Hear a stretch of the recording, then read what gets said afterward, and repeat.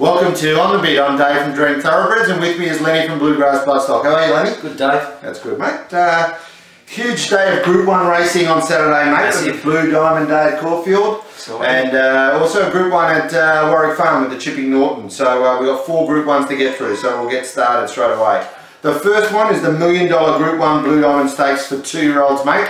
One of the big 2-year-old races of the calendar, over 1,200 metres. And a race with only a handful of chances for 9. What do you like, mate? Yeah, it's not a race with great depth this year, so it would have been nice to have one there. But anyway, I can't go past the favourite, Fontanon, Dave. I think she's done everything right. She hasn't put a foot out of place. Smerdens have handled her really well. She led it, obviously, her first start, but they've taught her to settle now. Yeah. So she's pretty adaptable sort of filly. I think from the 1, she'll probably kick up and hold her posse. I reckon Bantam will probably come across and lead, and she'll be sitting in the first half dozen, I would say. And she's just going to need a little bit of luck in the straight, but she's that sort of filly that's got a turn of foot that will get her out of trouble. So I would think she's the winner for mine, and on the bid at $2.50. A lot of pace on the outside here. I think they want to get across the field at the start. Might help my horse, my value horse, get a nice sit just off the pace here. I like Lake Geneva. It sat 3 wide on a fast pace last start and was just touched off at the end, and showed a ton of fight over the last 100 metres. That was over 1,100. And that was a really hot race in her first ever start. So I think she'll improve off that run. She's trained by the Hawks, I think, so they wouldn't bring her here unless they thought she was up to it. Dwayne Dunn will ride. He's got an excellent record in this race. She's by Fastnet Rock out of a very fast 2-year-old type, and hips don't lie. So she's got the pedigree to win this. She's 12 to 1 each way. I just think she's really great value in a race of very few chances. Fontanon is obviously the horse to beat, and the measuring stick for everybody. The time she's run, she's drawn barrier 1. Should get a good suck up in the run, and probably just needs a bit of room in the straight to be very hard to beat. And no doubt whatever beats her will win. And the only other chance I think is Pride of Dubai, the colt, who I think will be very much suited by the 1,200. He just seems like he's run on strongly over his last 2 starts, and I think he's been crying out for the 1,200 and maybe even the 1,400 after that. I think they're the only 3 you need in the quaddie.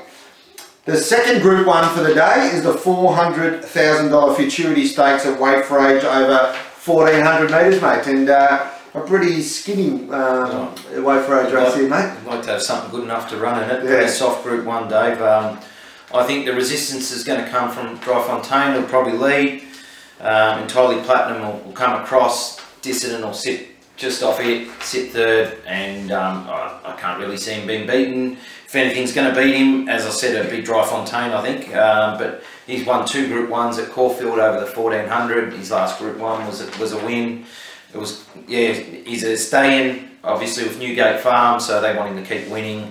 You haven't got a great price about him, so $1.80. Should be good speed, so horses like Suavito and Smokin' Joey may run into the exotics if you want to take a first 4 or something like that, but I was Dissident on the bit for mine. Yeah, the autumn weight for age races are pretty much follow the script in the speed maps. Entirely Platinum, Dry Fontaine, Dissident to sit behind him.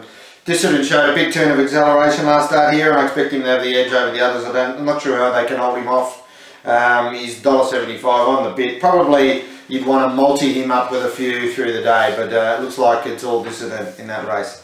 The third Group 1 is the $400,000 Oakley Plate, a handicap over 1,100 metres, and this one's a very even race, mate, with most chances. Yeah. Good race, yeah. Even.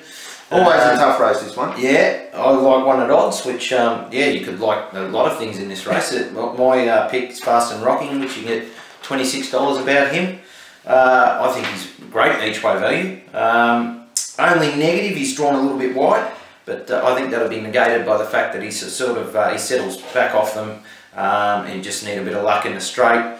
He was a really nice return at the Valley over 1,200 when he just peaked late. He looked a chance there, and back to 1,100 here I think suits. He's dropping obviously 5.5 kilos from that Valley run.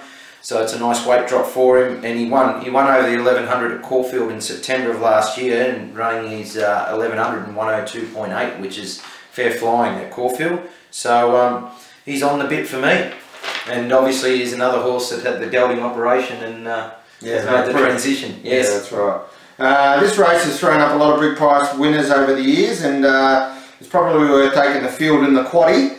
But I do personally like Vain Queen in this race. I think she's an 1100 metre specialist, goes really well first up. She doesn't have the best record at Caulfield, but she's trained there now by Johnny Sadler, and I think she's been a shade unlucky with a couple of runs there previously. So aside from that, I think she gets a nice card over from the barrier. She's got 4 speedsters on her inside.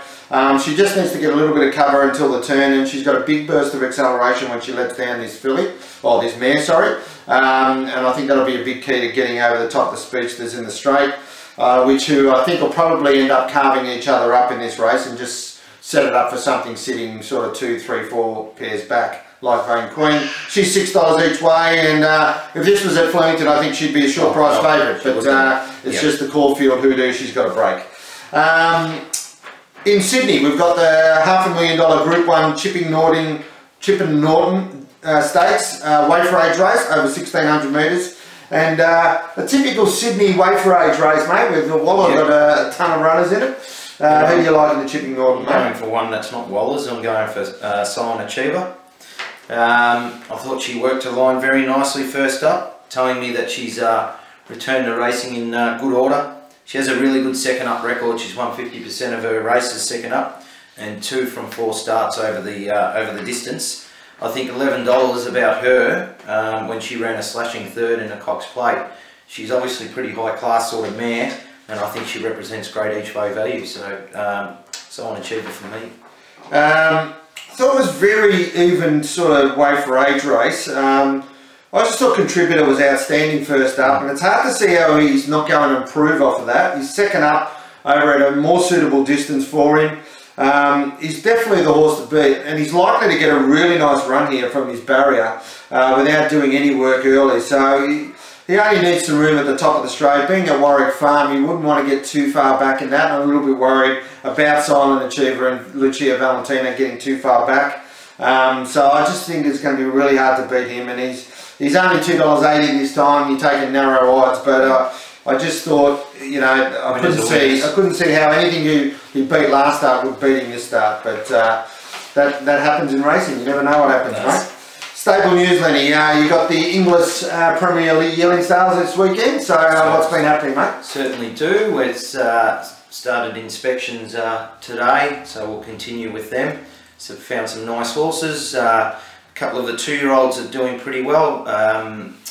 The colt from WA called Seal with a Kiss, he won his trial at Larkhill, which is all the Ascot horses, which was in a pretty fast time, and Daniel Morton thinks he's pretty smart. And a little Star Spangled Banner filly had her first jump out at Darren Weirs. Yep. And she looks really smart as well. She ran a close second after bombing the start. So, and obviously we had Magnet run today, which for a little bit more luck, I think she would have finished in the finish. She finished a close 4th, but I thought she went fantastic, and I think a win's just around the corner for her. Yeah, well, that English Premier's sale starts on Sunday. Yes. So we'll be there with Lenny Sunday, and then Monday, Tuesday, and Wednesday is the final day. So hopefully we'll find something good there. Yeah, Magnet ran today at Ballarat in a 2-year-old maiden race, but they're all pretty much first starters. Excellent run. She finished off great the last 100. I think she'll be greatly improved by that run. Next start, I think she'll be just about winning. Just got to pick the right race for her. Chosen Moment, he was unlucky last Sunday. Kilmore really should have won that race. Got shuffled back down the side, got beaten half a length and lost probably a length down the side. So unlucky. He'll run at Moonee Valley next weekend, so I'll give you that information next week. We've got Captivator running on Sunday at Balaclava.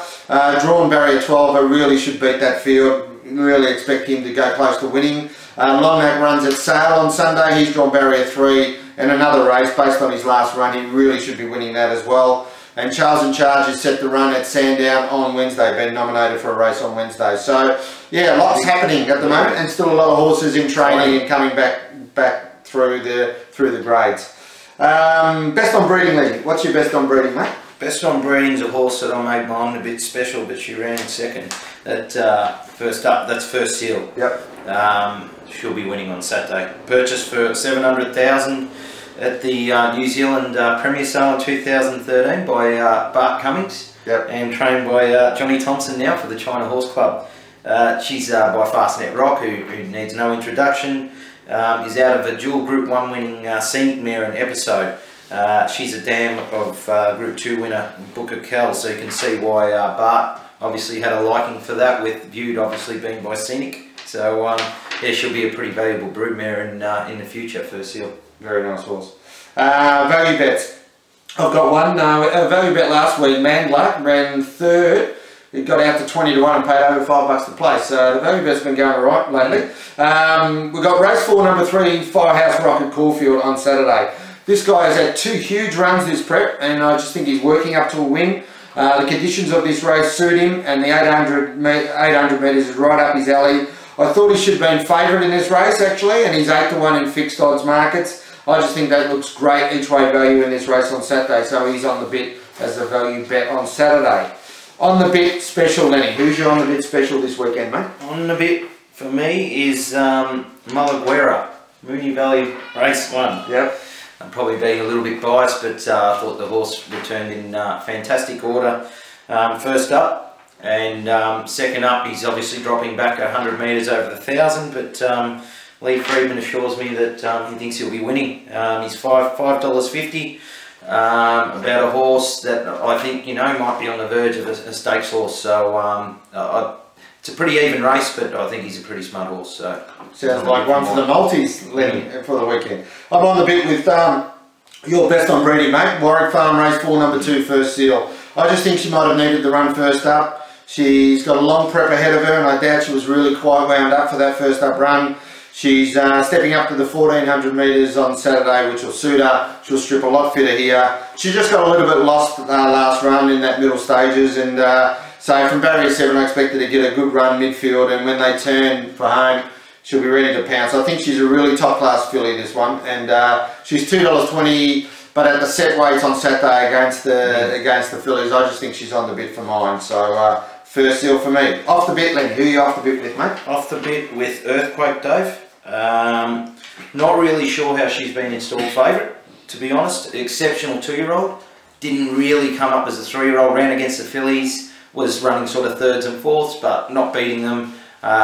Then ran, you know, at midfield in the Coolmore, and now she's in a open age handicap Group 1 at Caulfield, and she's been installed favourite off the back of two good trials, so I can't have that. I'm off the bit with Caulfield Race 2, number 3, Girl Guide. I'm not sure Girl Guide went well enough last start to deserve favouritism in this race. She's opened up favourite. She's up to 1,400 second up, which she hasn't won at before, against the same mares that beat her, she ran against last start and beat her under the same conditions. Not for me as favourite, I'll pass on that. She's off the bit for mine. So a big Saturday of racing, big weekend really with the sales on as well. So lots to do, Moonee Valley Friday night. So good luck, and we'll see you next week. See ya. Cheers, guys.